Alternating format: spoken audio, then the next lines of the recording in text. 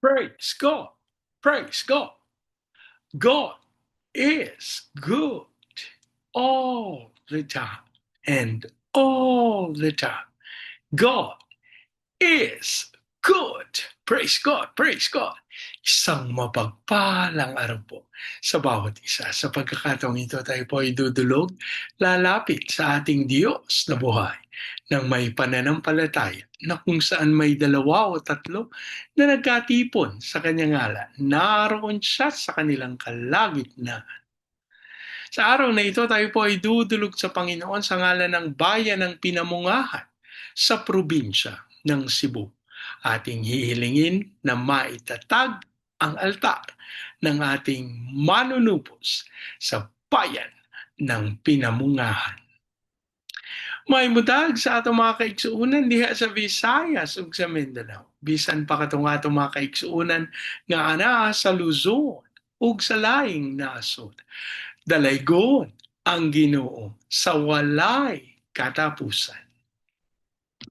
Ang atin pong pagsambay mula sa aklat ng mga awit 86 na kabanata, ang talata po ay 6. Pakinggan mo, Yahweh, ang aking dalangin. Tulungan mo na po ako'y iyong dinggin.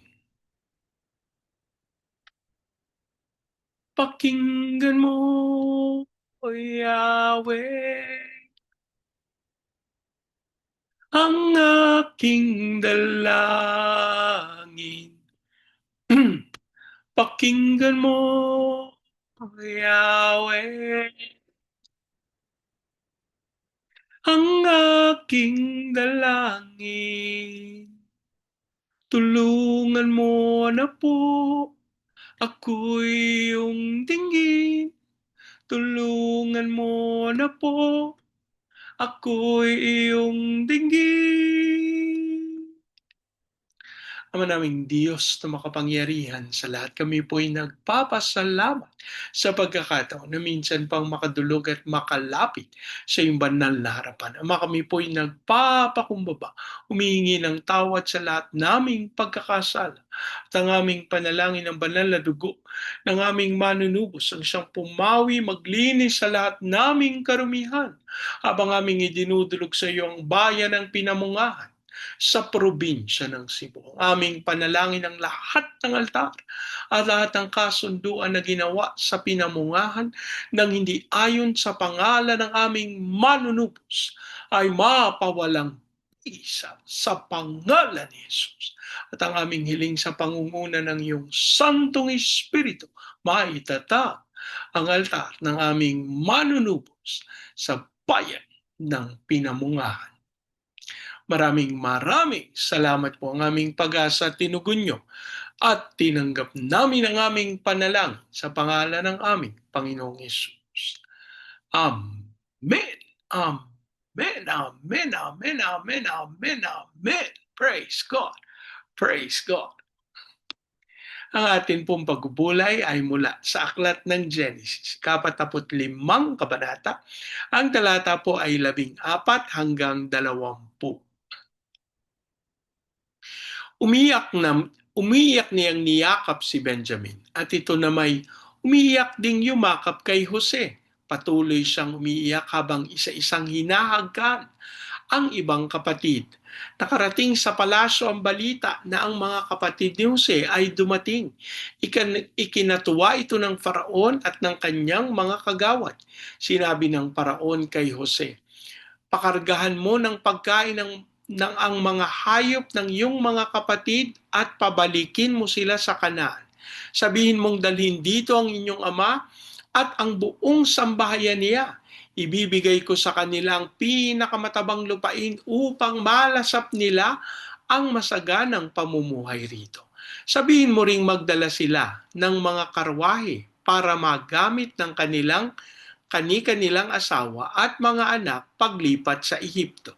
Huwag na nilang panghinayangang iwanan ang kanilang ari-arian doon, sapagat ang pinakamabuting lupain dito ang ibibigay ko sa kanila. Ang Diyos po ang magpala ng kanyang buhay at makapangyarihang salita. Ang bahagi pong ito ng banal na kasulatan ay tumutukoy dun sa pagkakataon na si Jose ay nagpakilala na sa kanyang mga kapatid. At sa bahaging ito ng banal na kasulatan, nagyakapan sila ni Benjamin. At nung kanyang mga kapatid, isa-isa niyang hinagkan. Nabatid ng Faraon ang balita patungkol sa mga kapatid ni Jose. Ikinatuwa niya ito at sinabihan ng Faraon si Jose, pakargahan mo ng pagkain ng mga hayop ng iyong mga kapatid, pabalikin mo sila sa Kanaan, sabihin mong dalhin dito ang iyong ama at buong sambahayan niya. Alam niyo po ang nakita kong katotohanan. Kapag tayo po ay lumalakad sa kalooban ng Diyos, kahit sa mga pagkakataon, kahit sa mga sitwasyon na tila ba napakahirap, hindi po magpapabaya ang Diyos. Sisiguraduhin ng Panginoon na kung ano yung ating pangangailangan, ating tatanggapin. Kanyang ipagkakaloob sa atin. Ang sabi ng Faraon, malalasap nilang masaganang pamumuhay dito. Ibibigay ko sa kanilang pinakamatabang lupain. At ipinadala niya ang buong sambayan ni Jacob. Alam niyo po, ito yung nagpapatunay na ang hari ay nalulugo, nasisiyahan kay Jose. Ano po? Kaya lahat ng mabubuting bagay, yung mga kaisipan na nais ng hari na taglayin ng kanyang ama at ng kanyang pamilya, alam niyo po, ibinigay ng hari ng hindi hinihingi ni Jose. Alam niyo po, ito daw yung katotohanan ng Psalms chapter 23 na surely goodness and mercy will run after me.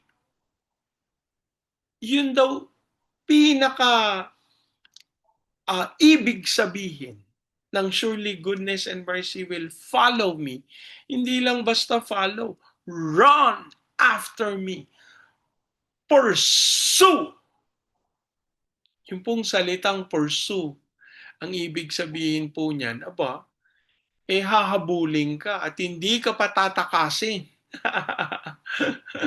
At alam niyo po, ito yung ginagawa ng Panginoon para dun sa mga tao na tunay na tapat na sumusunod at gumagawa ng kalooban ng Diyos. Samantalang alam niyo po sa katotohanan, hindi yung mga mabubuting gawa natin ang makapagliligtas sa atin.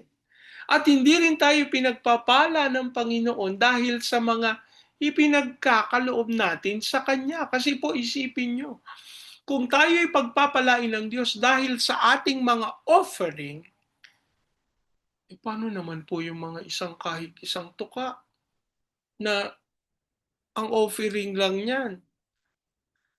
Ako, mawalang galang na dun sa biyuda na naghagis ng 2 kusing. Pero ang sabi ni Jesus, siya ang nagbigay ng pinakamalaki. Di ba po? So, hindi talaga nakatingin ang Panginoon sa halaga, kung hindi sa puso ng pagsunod, sa puso ng pagsamba. At dito po natin nais na, ako po ay naniniwala, ito yung gusto ng Diyos na lakaran natin. Na hindi lang tayo magkakamal ng mga pagpapala at biyaya ng sanlibutan ito, bagkus tayo po magiging pagpapala sa iba. Alam niyo po, na-excite ako dito kasi nakikita ko yung mga tao na dati kulang na lang kahig, isang tuka, pero ngayon, pinagpapalang lubusan ng Panginoon.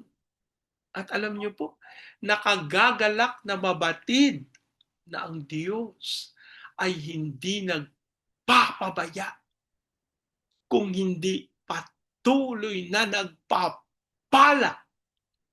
Kaya mga kapatid, nais kong anyayahan ang bawat isa sa atin. Talikuran na natin ang dating kaisipan na sinisiguro ng Diyos kung malaki yung binigay mo. Ako, hindi po. Kaya po alam nyo, ako personal na nalulungkot dun sa mga taong nagtuturong hindi na kailangang mag-tithes. Pwede wag kayong mag-tithes, pero wag nyo nang akitin yung iba na tumulad sa inyo. Because if you don't give God the reason to bless you, paano ka pagpapalain ng Panginoon? Akala ko ba, Bernie, sabi mo, hindi dun sa halaga. Kaya nga, may sinabi ba ako na kailangan libo-libo tithes mo? Hindi. Pero kailangan mong magtapat sa Panginoon sapagkat ang tinitignan ng Diyos ay ang ating katapatan. Kaya yung biyuda na nagdala, yung balo na nagdala ng 2 kusing, nagbigay ng 2 kusing, labis na nasyahan ng Panginoong Yesus. At ipinagmalaki siya at sinabing higit yung kanyang ipinagkaloob kumpara sa iba. Mga kapatid, dapat nating maunawa na hindi ang halaga, hindi yung laki, hindi yung bigat ng kaloob natin ang tinitignan ng Diyos. Higit sa lahat, ang laman ng ating puso. Paano mo ibinibigay yung 5 piso? Paano mo ibinibigay yung 100? Paano mo ibinibigay yung 1,000? Kapatid, kaibigan, kung ang lahat ng ito ibinibigay mo ng galing sa iyong puso, mas malaki pa yan sa milyones na ipinagkakaloob ng mga lubhang mayayamang tao. Kaya mga kapatid, huwag nating kakalimutan sa tuwing tayo'y magbibigay, ipagkaloob natin ng buong kagalakan at buong pagsamba. Manalangin po tayo. Ama naming Diyos na makapangyarihan sa lahat, kami po'y labis na nagagalak. Nagpapasalamat sapagkat ikaw po ang patuloy na nagkakaloob ng iyong katuruan, ng iyong katotohanan upang hindi kami lumakad sa kasinungalingan, sa landas na baliwala. Lord, sa pangalan ni Jesus, ang aming panalangin, siyasatin mo po ang aming mga puso, lalong-lalo na sa aming pagsunod sa iyo. Ipahintulot mo ang Diyos na mapawi ang anumang galit, hinanakit, sama ng loob. At sa pangalan ni Jesus, aming idinadalangin sa iyo. Lord, makita mo ang aming puso na excited na magkaloob sa iyo. Amin din pong idinudulog sa iyo ang bayan ng Pinamungahan sa probinsya ng Cebu. Ang aming hiling, Lord, ikaw ang magkaloob ng pagkakaisa at unawaan sa katawan ng aming Panginoong Jesucristo sa bayan ng Pinamungahan. Ayan mong maranasan ng bawat bahagi ang pagkilos mo ng may kapangyarihan upang tunay magtagumpay para sa iyong kalooban.